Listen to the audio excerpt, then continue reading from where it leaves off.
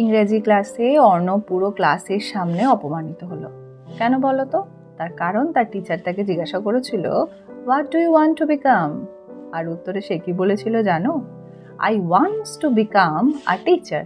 ব্যাস, আশেপাশের যারা ভালো স্টুডেন্ট ছিল তারা হাসতে লাগলো। তার কারণ সবাই জানতো আই এর পর ওয়ান্ট বসে, ওয়ান্টস নয়। অর্ণবের খুব কষ্ট হলো। সে সারা রাত ধরে চিন্তা করলো, মন খারাপ করলো। কেন আমি এরকম বললাম? আমার চুপ থাকা উচিত ছিল। চুপ থাকলে তো আর এতটা হিউমিলিয়েটেড হতো না।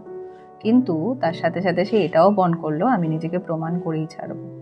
কি করলো? প্রত্যেক দিন একটা করে নতুন ইংরেজি গ্রামারের রুল শিখতে লাগলো, যেগুলো ক্লাসে লাগে, যেগুলো লিখতে লাগে। ঠিক ঠিক 1 বছর পর তার বন্ধুরাই অবাক হয়ে গেল। কেন বলো তো? ওদের স্কুলের যে স্পিচ কম্পিটিশন ছিল, অ্যানুয়াল স্পিচ কম্পিটিশন, সেখানেও ফার্স্ট হলো।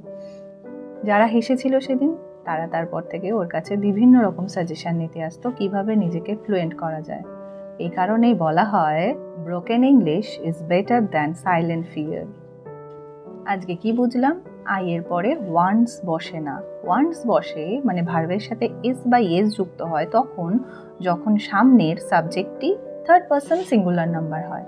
মানে থার্ড পারসন মানে আমি, আমরা, তুমি, তোমরা নয়, তার বাদে যা আছে, যেমন হি, শি, ইট বা যে কোনো নাম। আর তার সাথে যখন যে কোনো ভার্ব বসে তারপরে এস বা এস যুক্ত হয়, যেমন আই ওয়ান্ট আর হি ওয়ান্টস।